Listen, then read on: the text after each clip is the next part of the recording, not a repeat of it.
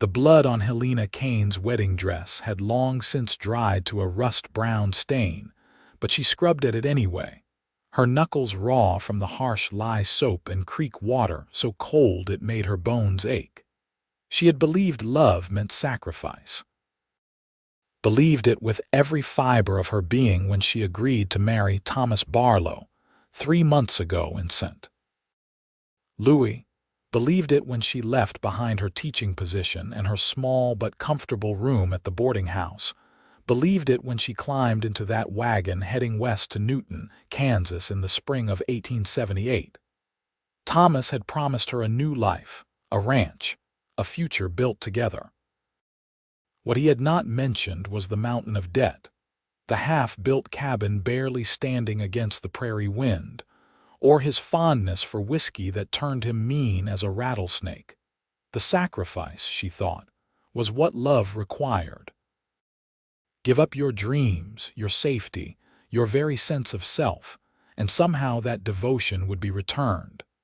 Somehow it would all work out because love conquered all, or so the stories said. Thomas had been dead for 2 weeks now. A card game gone wrong in town, an accusation of cheating, a gun drawn faster than Thomas could blink. The sheriff called it self-defense. Helena called it relief, though she would never say that aloud, not even to the creek that rushed past her knees as she knelt in the shallows. The problem was the debt. Thomas owed money to half the territory, it seemed, and his death did not erase those obligations. The men had come 3 days after the funeral, hats in hands but steel in their eyes, asking politely when she planned to settle accounts. She had nothing. The ranch was mortgaged beyond its worth, the cattle had been sold off months ago for drinking money, and the cabin would barely fetch enough to buy a train ticket back east. Not that she could go back. Pride was a terrible thing, but it was all she had left. "You cannot stay here alone, Mrs. Patterson from the neighboring ranch had told her after the funeral, her weathered face creased with genuine concern. "A woman alone in these parts, it is not safe, not proper."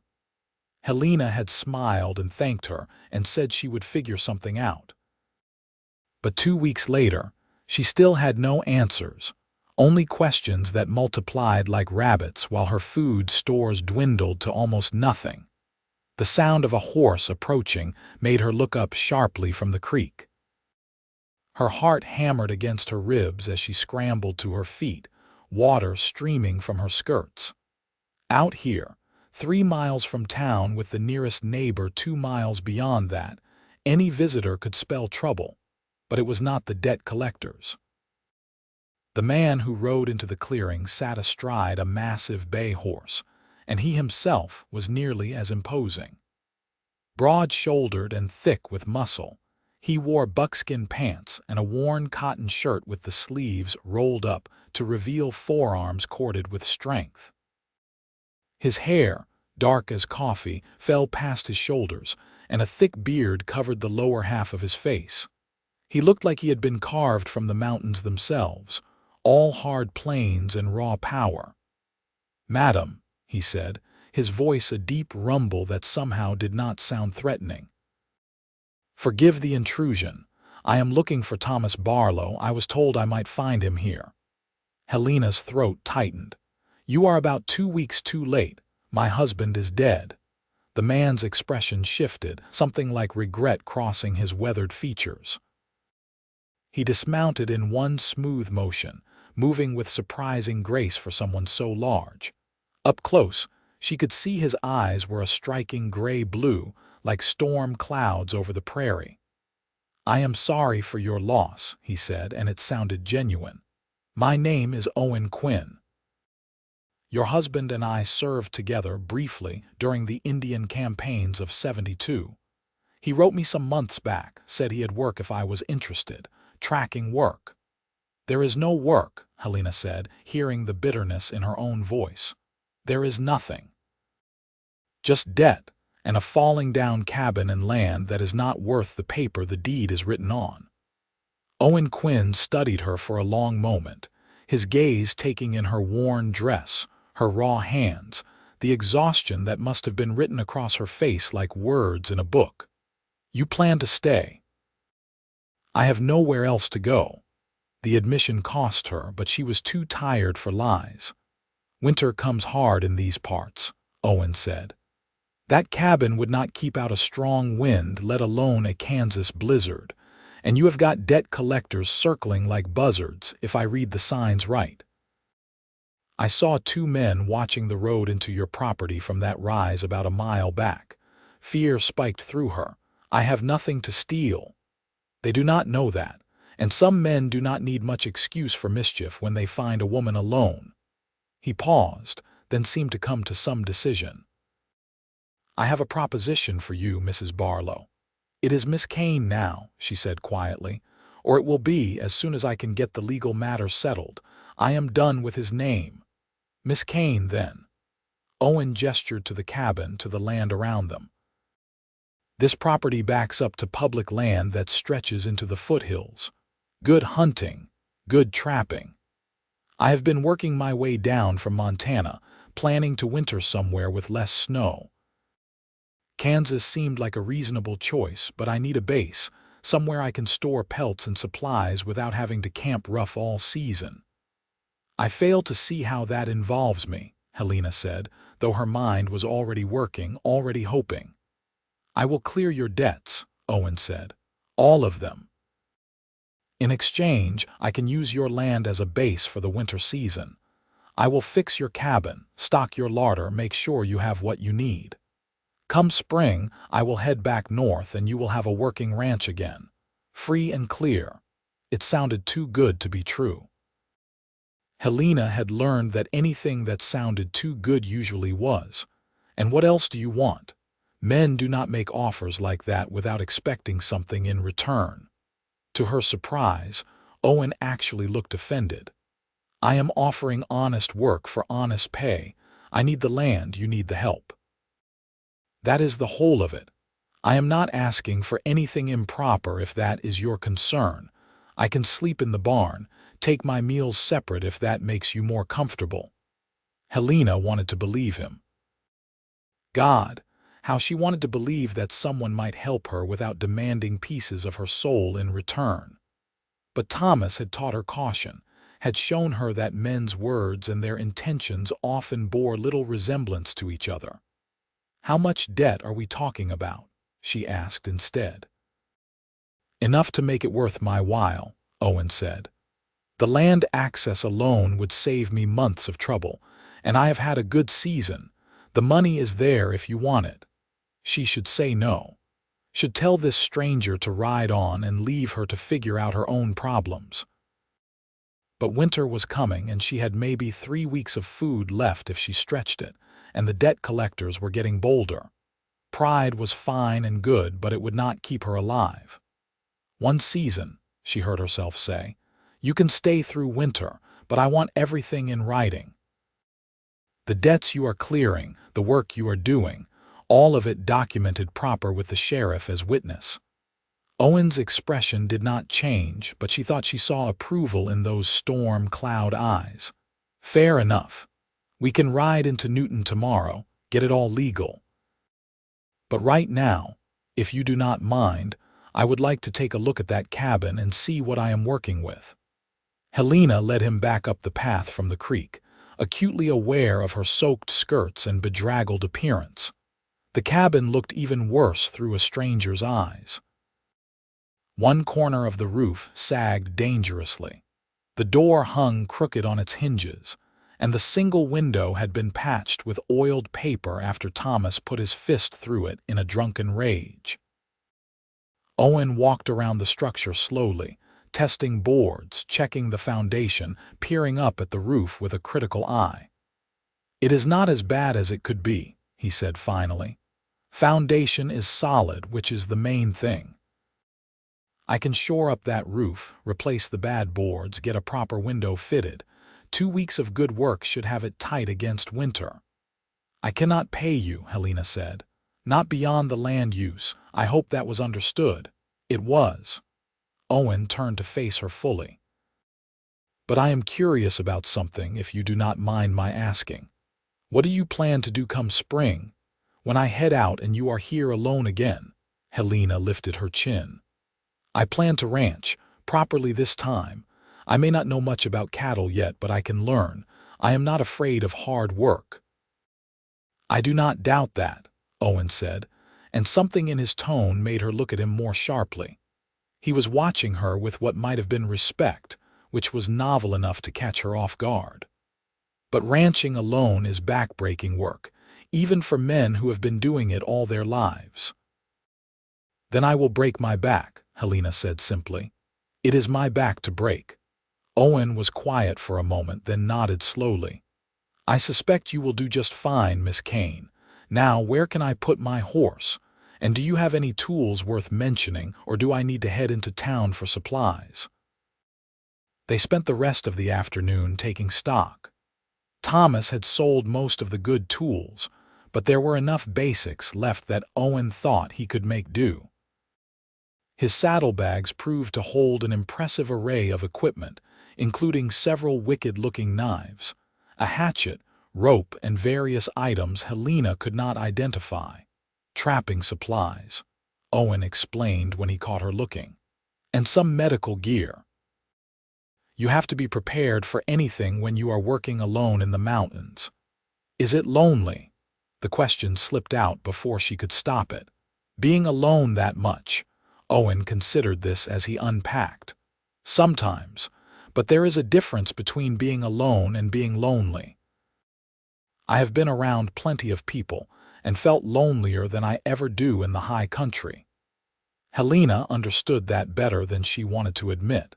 She had been desperately lonely with Thomas, even when he was standing right beside her. They maintained a careful distance that first evening. Owen insisted on making his own dinner from his supplies, cooking over a small fire outside while Helena heated soup inside the cabin. It felt strange having another person on the property, stranger still, that it was a man she had known for all of 5 hours. But he kept to his word, bedding down in the barn without any suggestion of impropriety. Helena lay awake that night, listening to the familiar creaks of the cabin and wondering what she had agreed to. Owen Quinn seemed honest enough, but so had Thomas in the beginning. Every man seemed honest until you gave them power over you, but morning came, and with it the sound of hammering. Helena emerged to find Owen already on the roof, stripped down to his undershirt despite the autumn chill, his muscles working as he tore out rotted boards. He had not lied about the work, at least. There is coffee if you want it, she called up. He paused, wiping sweat from his brow. Much obliged. Give me an hour to finish this section, and then we can head into town to see about those papers. Newton, Kansas was a cattle town in the process of becoming civilized, though it still had enough rough edges to keep things interesting. The railroad had brought prosperity, and with it came more families, more businesses, more attempts at respectability. Helena had only been to town a handful of times since arriving. Thomas had preferred she stay at the ranch, said it was not proper for a wife to be gadding about. She suspected he had been ashamed of her, of the fact that she was educated and he was not, that she could read and cipher while he could barely sign his name. Owen rode beside her in silence for most of the journey, but it was a comfortable quiet, not the tense kind she had learned to associate with Thomas. When they did talk, it was about simple things. The weather, which promised to hold fair for another few weeks, the condition of the road. The elk he had spotted that morning near the creek. "Do you hunt?" Owen asked at one point. "I never learned," Helena admitted. "My father thought it was not ladylike, and Thomas did not want me touching the guns." Owen made a considering sound. "Might be good for you to learn. Basic shooting, at least. A woman alone needs to be able to protect herself, property, and put food on the table. Would you teach me?" The words came out before she could second-guess them. "If you are willing to learn." Owen glanced at her. "Fair warning, I am a tough teacher." "I will not coddle you." "Good," Helena said firmly. "I have had enough coddling to last a lifetime. What I need is honest skill." The sheriff's office sat on Main Street, sandwiched between a dry goods store and a saloon. Sheriff Dawson was a lean man in his 50s with sharp eyes and a reputation for fairness, which was rare enough to be noteworthy. He listened to Owen's proposal without interruption, then turned to Helena. "This what you want, Mrs. Barlow, Miss Kane," she corrected. "And yes. But I want it documented proper. No misunderstandings later." Dawson nodded approvingly. "Smart woman, I will draw up the papers. Might take a few hours. You folks can wait or come back later." "We will wait," Owen said, "but first I need to make some stops. Miss Kane, if you have shopping to do, I can meet you back here in 2 hours." He handed her a roll of bills that made her eyes widen. "That is too much." "It is supplies," Owen said. "Flour, salt, coffee, sugar, whatever you need for the winter. Get it now while I am settling the debts, so we do not have to make extra trips. And get yourself some proper boots if those are all you have. You will need them." Helena looked down at her worn shoes, the leather splitting at the seams. Pride warred with practicality, and for once, practicality won. "I will pay you back. No need. It is part of the arrangement." Owen tipped his hat and headed down the street before she could argue further. Shopping alone was a strange kind of luxury. Helena took her time in the general store, carefully selecting supplies, calculating amounts, making sure every penny was spent wisely. The store owner, Mr. Gregory, was kind enough not to mention the debts Thomas had run up, though she saw the surprise in his eyes when she paid in cash. The boots took longer to choose. She wanted something practical, something that would last, not the flimsy decorative things most women wore. Finally, she found a pair of sturdy leather boots made for work not show. They fit perfectly. "Heard your husband passed, Mrs. Gregory said as she wrapped the boots. "I am sorry for your trouble." "Thank you," Helena said automatically. "But I will say you look better now than you did 3 months ago." Mrs. Gregory's voice was quiet, meant for Helena's ears alone.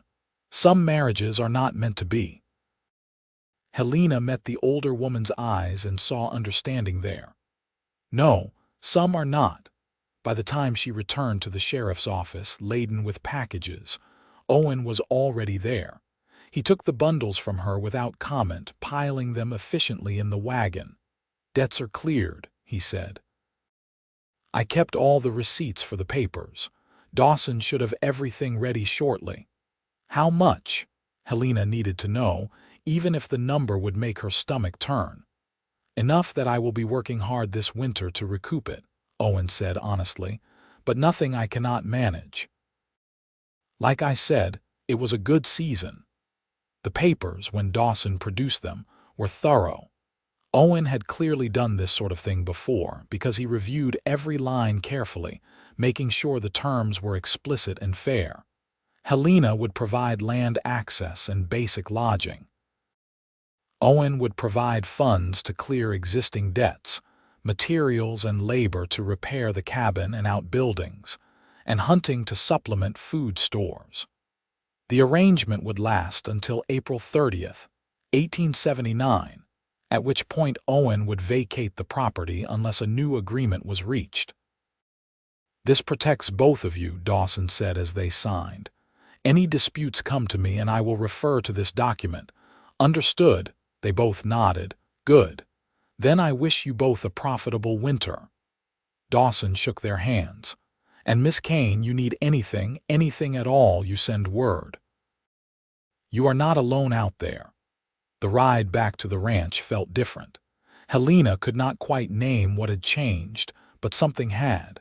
Maybe it was the weight of the debt lifted from her shoulders. Maybe it was the solid presence of someone beside her who had kept his word. Or maybe it was simply that for the first time in months she felt like she could breathe. "Thank you," she said as they turned onto the property. "I know I said it before, but truly, thank you."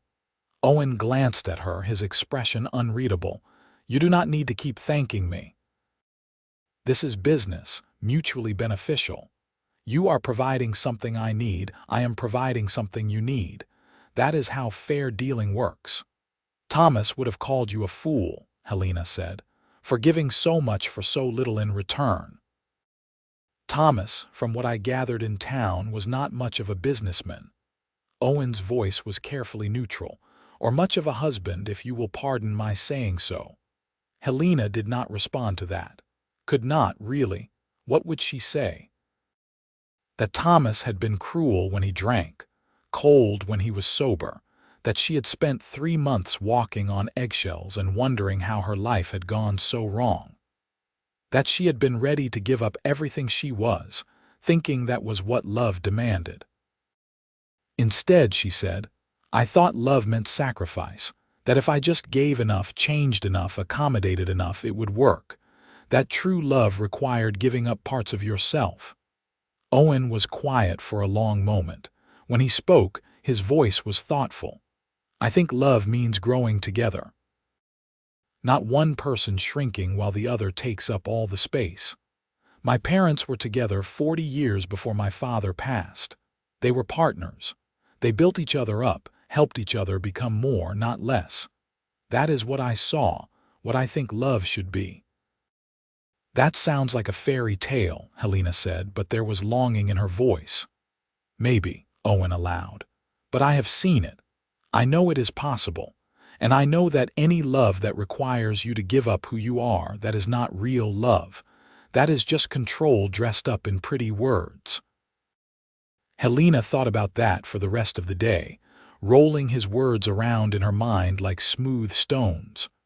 Growing together, not giving up. Becoming more, not less. It was such a foreign concept after months with Thomas that it almost hurt to consider. But she watched Owen work over the following days, and she saw what he meant. He did not tell her to stay inside while he fixed the roof. Instead, he showed her how to spot weak boards, how to test the structural integrity, how to make simple repairs herself. When he started on the barn, he handed her tools and explained what he was doing, answering her questions with patience. You will need to maintain this place yourself come spring, he said when she asked why he was teaching her instead of just doing it himself. Better you know how now than try to figure it out in a crisis. He was true to his word about the shooting lessons too. The third day after their arrangement was formalized, he set up targets behind the cabin and produced a rifle from his saddle roll. This is a Winchester 73, he said. Good, reliable weapon.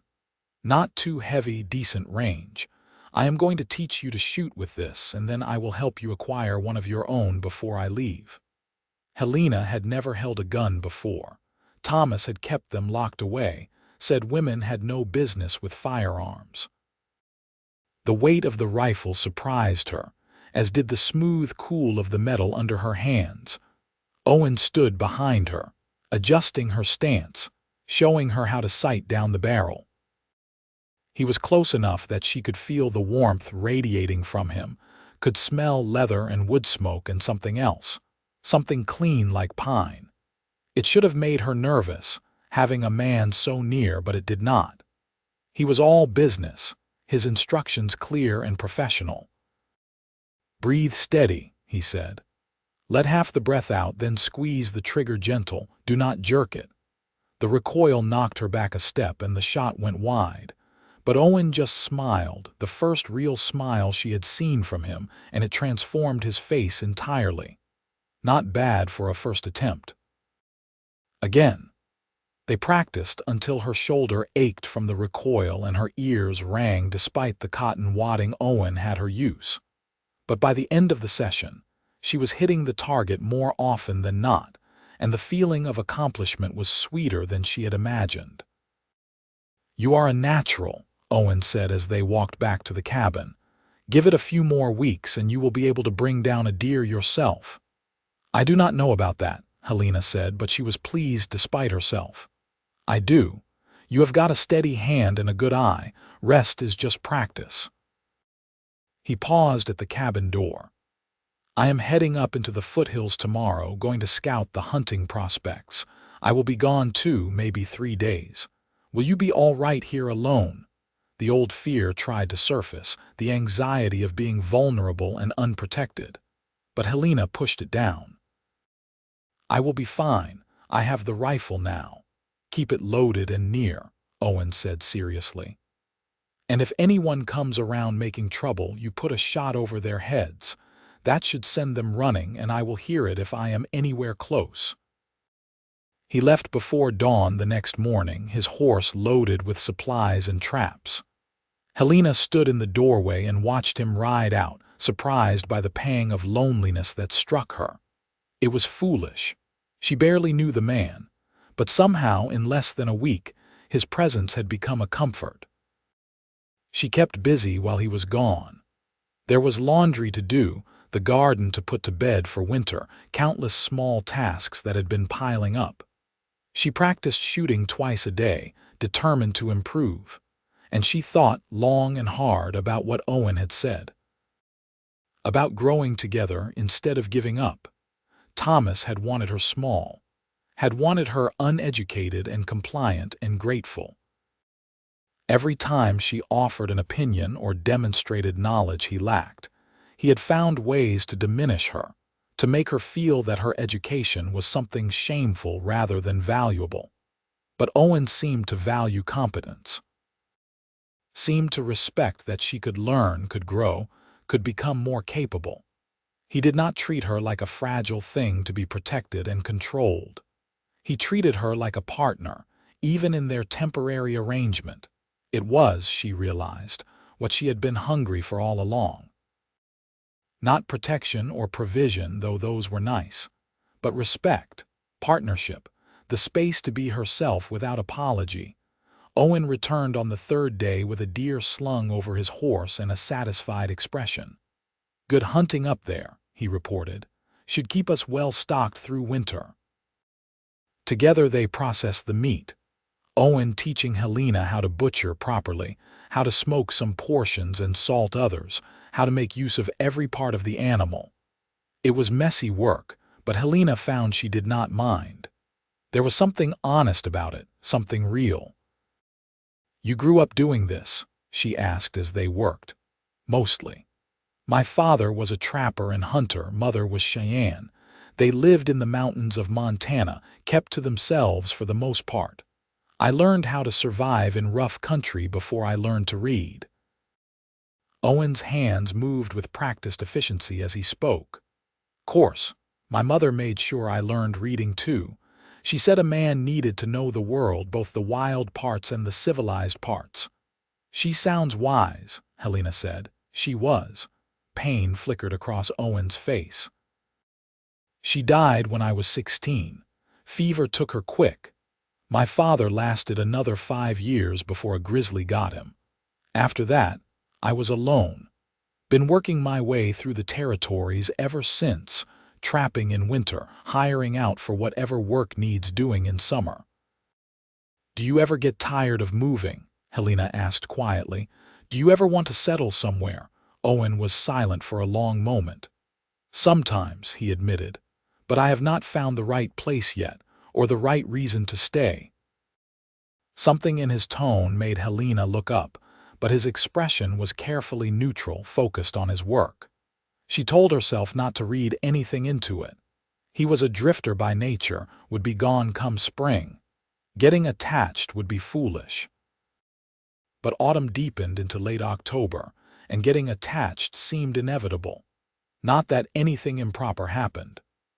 Owen maintained scrupulous distance, sleeping in the barn, keeping their interactions focused on work and practical matters. But there was an ease growing between them, a companionship that Helena had not expected. They fell into rhythms. Morning coffee together before Owen headed out to check his trap lines. Shooting practice in the afternoons, with Helena showing steady improvement. Evenings spent working on the endless repairs the property needed, with conversation flowing naturally between them. Owen told her about the mountains, about tracking animals through snow, about the vast silence of the high country. Helena told him about teaching, about the students she had loved, about the books she missed having access to. "I never thought I would end up here," she confessed one evening as they patched the barn wall. "I wanted to make a difference, thought teaching was my calling. But then Thomas came along with his promises, and I let myself believe in a different future." "You can still teach," Owen pointed out. "Newton has a school. I saw it when we were in town." "They already have a teacher," Helena said. "And besides, I am not sure I want to go back to that. I thought I knew what I wanted, but maybe I was wrong. Maybe I need to figure out who I am now, not who I was before." Owen nodded slowly. "Nothing wrong with changing course. Life has a way of showing us new paths." November arrived with cold winds and gray skies. Owen worked like a man possessed, determined to get everything buttoned up before the serious weather hit. The cabin became tight and warm, the barn secure, firewood stacked high against the north wall. Helena's shooting improved to the point where Owen declared her proficient enough to hunt on her own, though he still accompanied her the first few times she actually brought down game. "You are a better shot than half the men I have known," he said, after she dropped a turkey at 30 yards. "And you stay calmer under pressure. That is a rare quality." They were walking back to the cabin, the turkey slung over Owen's shoulder when Helena stopped suddenly. "Why are you doing all this?" Owen turned, his brow furrowed. "What do you mean, this?" Helena gestured at the turkey, at him, at everything. "Teaching me, helping me, treating me like an equal. You have no reason to invest this much time in someone you will never see again after April." Owen was quiet for a long moment, his gray-blue eyes searching her face. "Maybe I have more reasons than I admitted at the start." Helena's heart stuttered in her chest. "What does that mean?" "It means," Owen said carefully, "that this arrangement was supposed to be purely business, mutually beneficial but nothing more, and it still is that. But it has also become something else, at least for me." He paused. "I've come to care about what happens to you, Helena. I find myself hoping you succeed here, hoping you build the life you want. And I am trying to give you the tools to do that, because I believe you deserve better than what you have been given." Helena felt tears prick her eyes. No one had said anything like that to her in so long, maybe ever. "I care about what happens to you too," she whispered. "I know you will leave come spring, and I have accepted that. But these months, this time with you, it has shown me what I should have been looking for all along. Not someone to complete me or protect me or make decisions for me, but someone who helps me become more of who I already am." Owen reached out slowly, giving her time to step back if she wanted. When she did not, he cupped her face gently with one calloused hand. "You deserve that, Helena. You deserve someone who sees your strength and wants to help it grow, not contain it. Like you do," she said, "like I try to." His thumb brushed her cheekbone. "But I am not built for staying. I wish I was, but I do not know how to be anything other than what I am, a wanderer, restless." "I know." Helena leaned into his touch despite herself. "I am not asking you to change. I am just telling you that I see you too. I see how hard you work, how honest you are, how much you have given me. Not just the money or the repairs, but the respect, the partnership. You have shown me what I was missing, what I should never settle for less than." They stood like that for a long moment, the November wind whipping around them, something unspoken and heavy hanging between them. Then Owen dropped his hand and stepped back. "We should get inside. Weather is turning." The first snow came in mid-November. Nothing serious, just a dusting that melted by afternoon. But it was a warning of what was coming. Owen doubled his efforts on the trap lines, bringing in pelts that he carefully processed and stored. Helena helped where she could, learning the art of scraping and stretching hides, work that was tedious but oddly meditative. They did not talk about the moment behind the cabin, but something had shifted. Owen still kept his distance physically, still maintained propriety, but there was a new awareness between them. Helena caught him watching her sometimes with an expression that made her breath catch. And she knew she looked at him the same way, could not help it, drawn to his strength and his steadiness, and the way he treated her like she mattered. December arrived with serious cold. The creek froze at the edges, and frost painted intricate patterns on the cabin window each morning. Owen had stocked enough firewood to last through 2 winters, and the cabin stayed warm and dry. They spent more time inside now, the weather too harsh for extended outdoor work. It was dangerous, that closeness. They played cards in the evening, talked about everything and nothing, existed in a domestic bubble that felt too comfortable, too right. Helena kept reminding herself it was temporary. Come spring, Owen would leave and she would be alone again. She needed to prepare for that, needed to protect her heart. But her heart, it seemed, had other ideas. The crisis came 2 days before Christmas. Helena had gone out to check the horses, bundled against the cold, when she heard a commotion from the direction of the road. 3 men on horseback were approaching, moving fast. She recognized one of them. Jack Morrison, one of Thomas's drinking buddies and one of the creditors Owen had paid off. Her stomach dropped. She hurried back toward the cabin, but the men had already spotted her. "Well, well," Morrison called out, reining his horse to a stop in front of the cabin. "If it is not the widow Barlow, heard you got yourself a man to pay off your debts. That is real convenient." "The debts are paid," Helena said, keeping her voice steady. "You have no business here." "Maybe not business," Morrison said, dismounting. "But we were wondering where that mountain man is getting all his money. Been asking around and nobody seems to know much about him.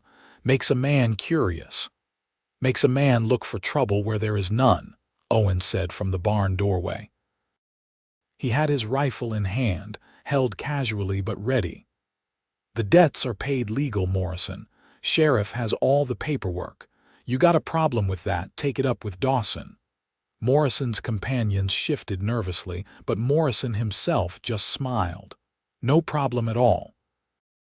Just wanted to make sure the widow was being treated right. Woman alone with a stranger, well, people talk.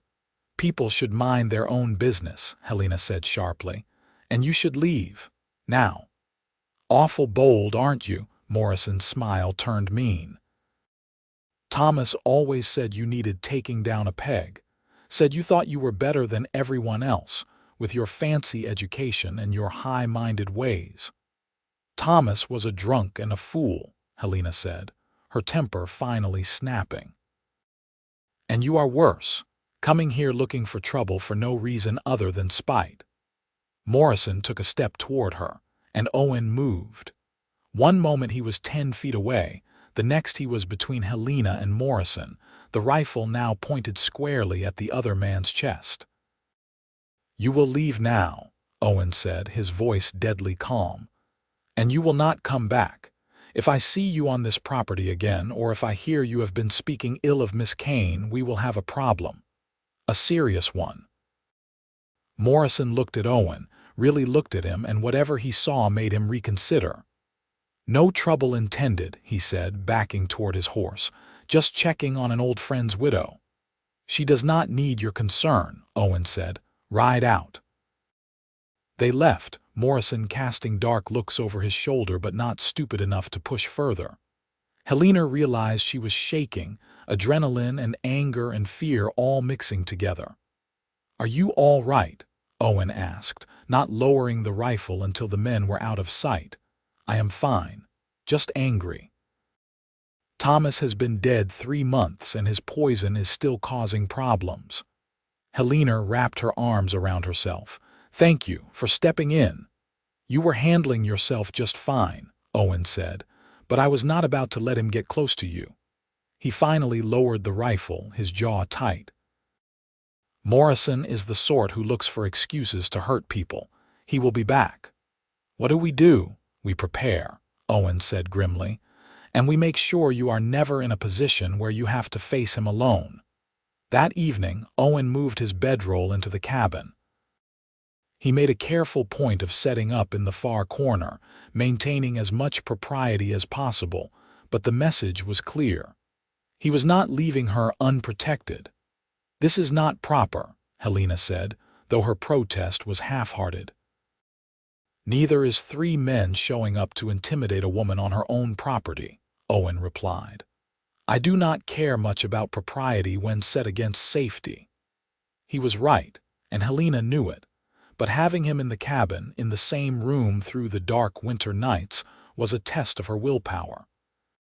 She lay awake listening to him breathe, acutely aware of his presence, wanting things she knew she should not want. Christmas came and went quietly.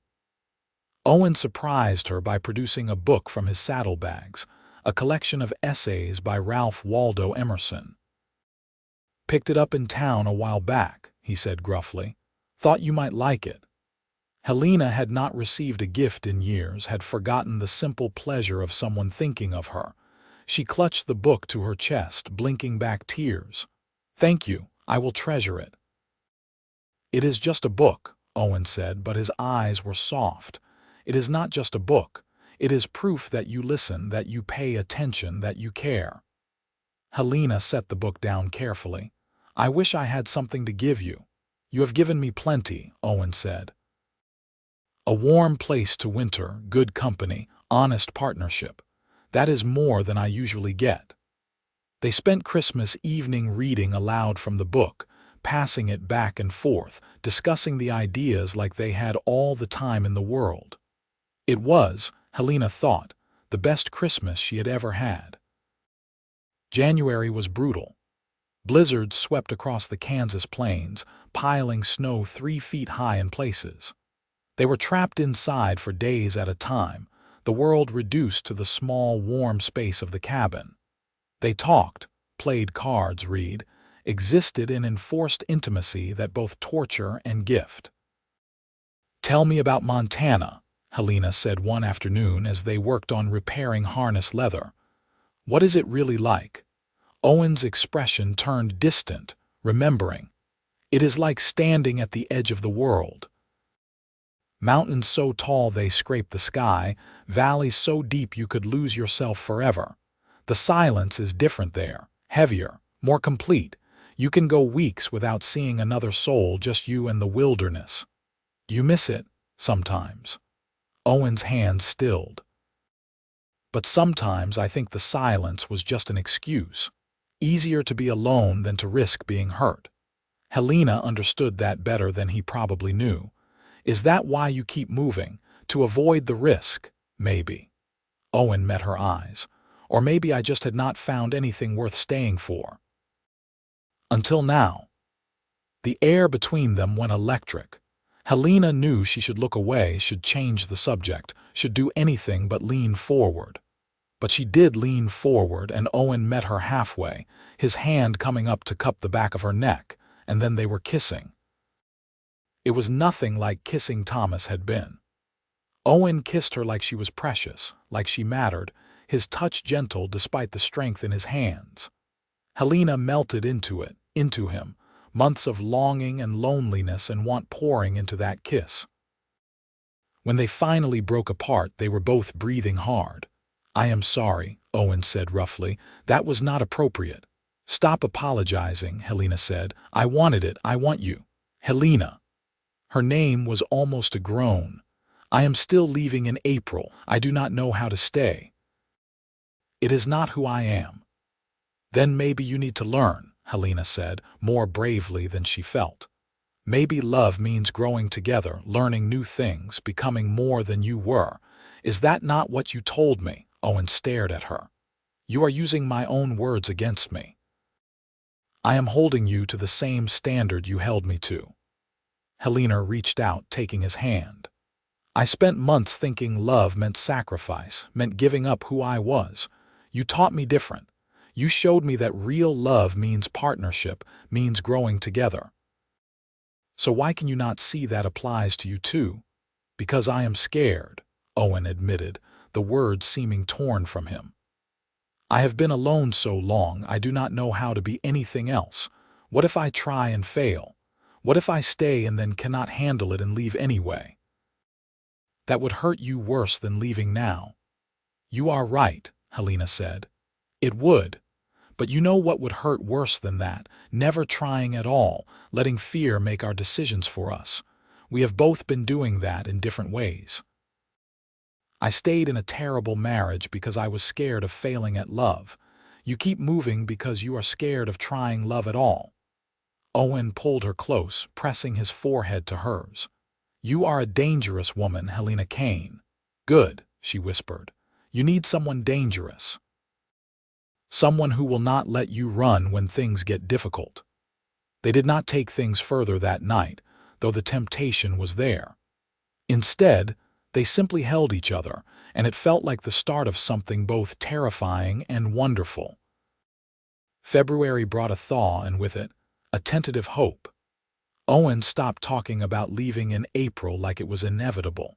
He started talking about spring planting, about buying cattle, about long-term plans that included we instead of you.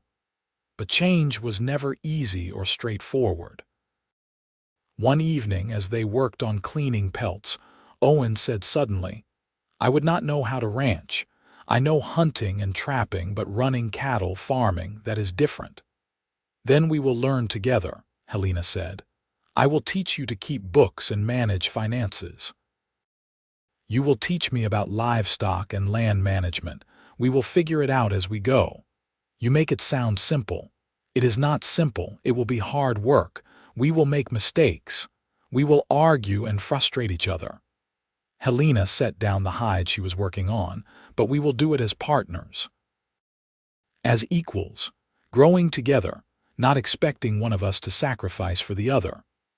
Owen was quiet for a long moment. Then he said, My father proposed to my mother by offering her his best horse and promising to build her a cabin.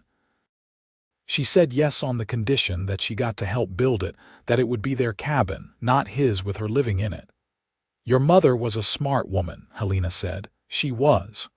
Owen looked at Helena, his storm cloud eyes intense. I do not have much to offer you. I have got some money saved, good skills, strong hands for work, but I do not have land or property or any kind of established life. Helena's heart started beating faster. What are you saying? I am saying I love you, Owen said simply. I think I have loved you since that day at the creek when you looked at me like you expected nothing and demanded everything all at once. I am saying I want to try. Want to learn how to stay, how to build something that lasts. If you will have me, if you will risk it with me. Tears spilled down Helena's cheeks. I love you too, and yes. Yes to all of it. Owen pulled her into his arms, kissing her deeply, thoroughly, a promise sealed in the touch of lips and the tangle of hands. When they finally broke apart, Helena was dizzy with joy. We should do it proper, Owen said. Ride into Newton tomorrow, get married legal before the sheriff and whoever else needs to witness. I know you just got free of a bad marriage, so if you want to wait, I will understand. But I am not Thomas. I will not try to own you or control you or make you less than you are. I know you will not, Helena said. And I do not want to wait. I want to start our life together now as partners.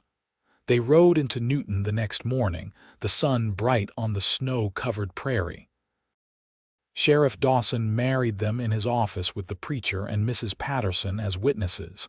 It was simple and quick and perfect. I am happy for you both, Mrs. Patterson said, hugging Helena tightly. I had hoped you would find someone worthy of you. So did I, Helena said, looking at Owen with wonder. So did I. The rest of February and all of March passed in a blur of planning and work and learning to be married. It was not always easy. Owen struggled with the transition from solitary mountain man to husband and partner. Helena struggled with trusting someone again, with allowing herself to be vulnerable. They argued about money, about plans, about how to divide labor and make decisions. But they also laughed, worked side by side, made love with tenderness and passion, talked late into the night about dreams and fears and everything in between. And slowly, carefully, they built something neither had thought possible, a true partnership. April arrived with green grass and wildflowers and the return of migrating birds. Owen did not leave. Instead, he rode into Newton and purchased their first small herd of cattle, using the money he had made from winter trapping plus what Helena had managed to save. Together they worked the herd, learning as they went, making mistakes and fixing them. By May, the ranch was truly operational. The cabin had been expanded with an additional room. The barn was full of healthy animals. The garden was planted and thriving. And Helena and Owen had settled into a rhythm of working together, each contributing their strengths, neither one diminishing the other. "I was thinking," Owen said one evening as they sat on the porch watching the sunset. "Maybe next winter I take on 1 or 2 young men who want to learn trapping and hunting. Teach them proper, make some extra money, build a reputation." "That is a good idea," Helena said. "And I have been thinking about offering tutoring services in town. A few hours a week, helping children who need extra help with reading and arithmetic. Not giving up ranching, just adding to it." Owen smiled, pulling her close. "Growing together." "Exactly." Summer brought heat and hard work, and the first real test of their partnership. A drought threatened the water supply, and they had to make difficult decisions about the herd. Owen wanted to sell half immediately, minimize risk. Helena wanted to wait, see if the rains came, protect their investment. They argued for hours, voices rising, frustrations boiling over. Finally, exhausted, they sat down and truly listened to each other. Weighed the options. Compromised. They sold a quarter of the herd, enough to ease the pressure but not enough to cripple their long-term plans. And when the rains finally came in August, they both felt the decision had been right. "That was hard," Owen admitted later, "disagreeing like that. But we worked through it," Helena pointed out. "Neither one of us gave in just to keep the peace. We found a solution together." "Is that what we are going to do for the next 50 years?" Owen asked, but he was smiling. "Argue and compromise and figure things out as we go." "That is exactly what we are going to do," Helena said. "That is what partnership means." Autumn arrived with cooler temperatures and the satisfaction of a successful first year. The ranch was profitable, not wildly so, but enough to prove it could work. Owen had established himself as both a skilled rancher and an expert hunter, teaching several young men that fall and bringing in extra income. Helena tutored 3 children in town, finding joy in teaching again without having to give up the life she had built with Owen. As winter approached again, they took stock of how far they had come. "A year ago I was alone and terrified," Helena said as they stood looking out over their land. "I thought my life was over." "A year ago I was alone by choice," Owen said. "I thought staying in one place meant giving up freedom. And now," Owen pulled her close, his arms strong and sure around her, "now I know that real freedom is not about being alone. It is about choosing to be with someone who makes you more of who you are meant to be." "You did that for me, Helena. You showed me that staying could be just as brave as leaving, that building something lasting was not a trap but a gift." "You did the same for me," Helena said. "You taught me that love does not require sacrifice. That I do not have to make myself small to fit someone else's expectations. That growing together is better than giving up pieces of yourself." They stood in the gathering dark, 2 people who had both been alone finding strength in partnership, and it felt like the beginning of something that would last a lifetime. Winter came again, but this time they faced it together, prepared and confident. Owen still ran trap lines in the hills, but he always came home. Helena still managed the ranch, but she had a partner to help shoulder the load. They worked, they argued, they laughed, they loved, and through it all they grew. Spring of 1880 brought new challenges and new joys. Helena discovered she was pregnant in March, news that sent Owen into a panic of excitement and worry. "I do not know how to be a father," he confessed. "What if I am terrible at it?" "Then you will learn," Helena said practically. "Same as we learned everything else, together." Their son was born in November, a healthy baby with his father's gray-blue eyes and his mother's determination. They named him Samuel, after Owen's father, and from the moment Owen held his son, Helena saw something in her husband soften and strengthen all at once. "He is perfect," Owen whispered, staring at the tiny infant with wonder.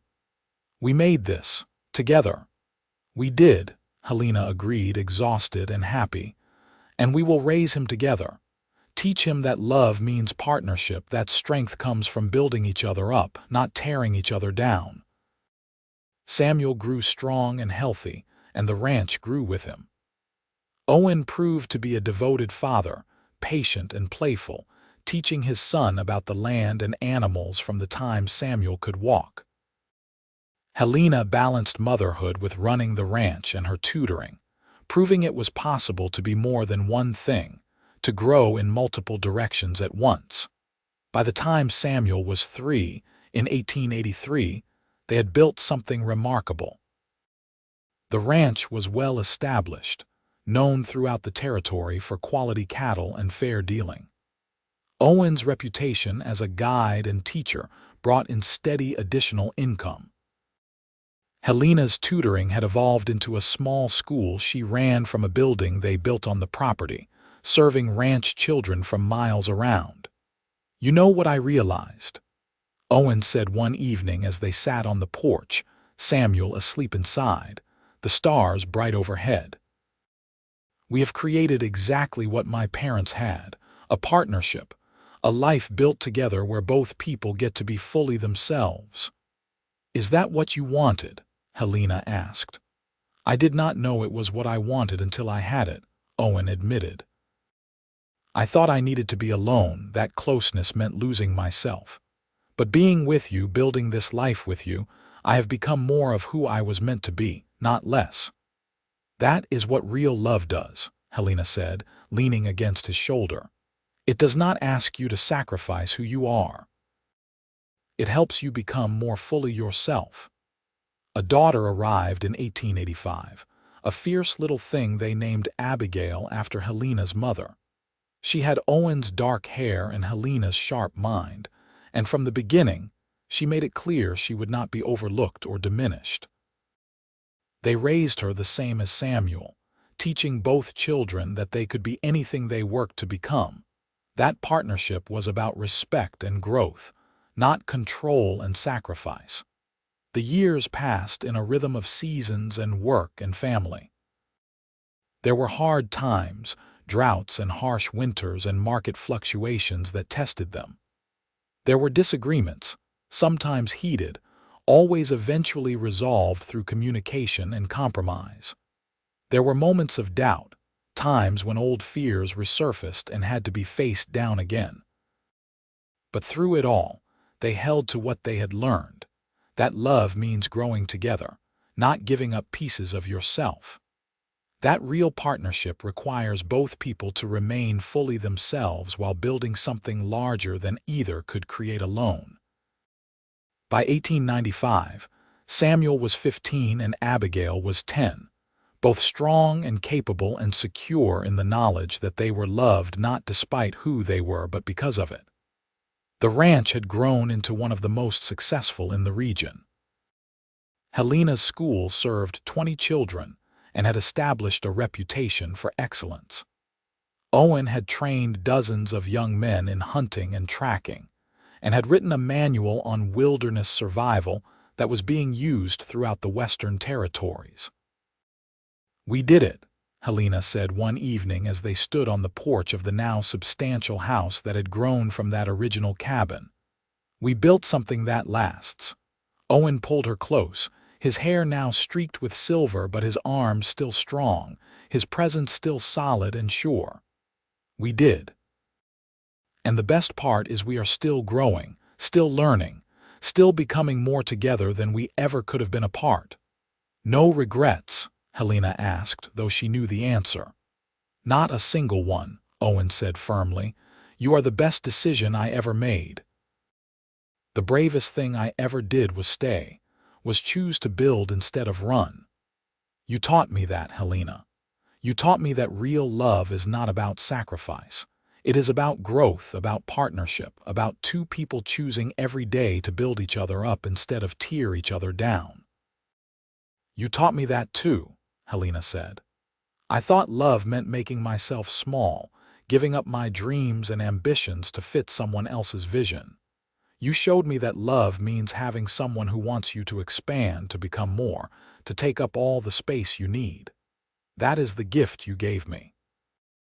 They stood together in the gathering dark, two people who had found each other when both were lost, who had learned together what love really meant, who had built a life of partnership and respect and endless growth. Around them, the ranch they had built together spread out in all directions, a testament to what two people could create when they refused to believe love required sacrifice and instead chose to grow together. Samuel came out onto the porch, tall and strong at 15, so much like his father. "The cattle are all settled for the night," he reported. "And Abigail finished her homework, though she says the arithmetic problems were too easy and wants harder ones tomorrow."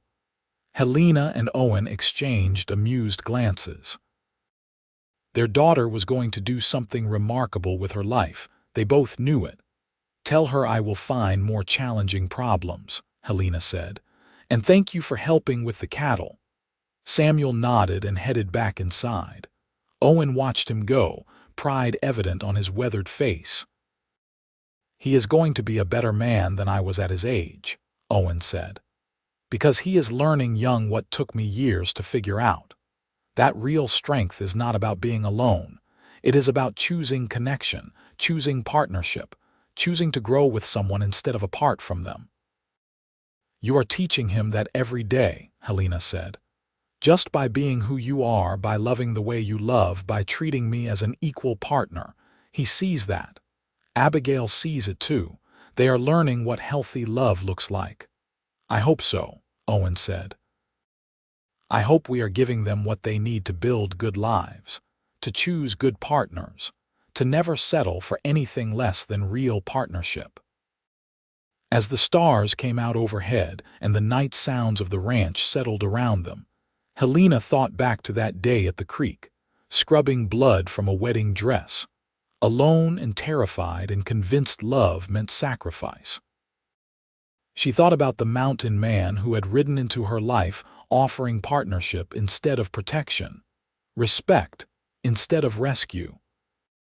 She thought about how hard they had both worked to learn a new way of loving, one that required both of them to remain fully themselves while building something together. It had not been easy. There had been fights and fears and moments of doubt. There had been times when old patterns tried to resurface, when Helena wanted to make herself small again, or Owen wanted to run rather than work through difficulty. But they had chosen, again and again, to stay, to communicate, to grow. And in growing together, they had become more than either could have been alone. Helena was a successful rancher, teacher, mother, and partner. Owen was a devoted husband and father while still maintaining his skills and independence, training others and exploring the wilderness he loved. Neither had given up who they were. Instead, they had expanded to include each other, to make room for a shared life that honored both their individual strengths and their partnership. "What are you thinking about?" Owen asked, his voice soft in the darkness. "I am thinking about how wrong I was," Helena said. "About love, about what it requires." And what does it require? Owen asked, though he knew the answer. It requires showing up, being honest, communicating even when it is hard. It requires respecting your partner enough to let them be fully themselves. It requires working together to build something neither of you could build alone. Helena turned to face Owen fully. It requires growing together, not giving up pieces of yourself. You taught me that. We learned it together. Owen kissed her, gentle and sure, a kiss that held years of love and partnership and mutual respect. When they broke apart, he said, "I love you, Helena Quinn. I love the woman you were when we met, and I love who you have become, and I love that we have grown together. Every day with you is a choice I am grateful to make." "I love you too," Helena said.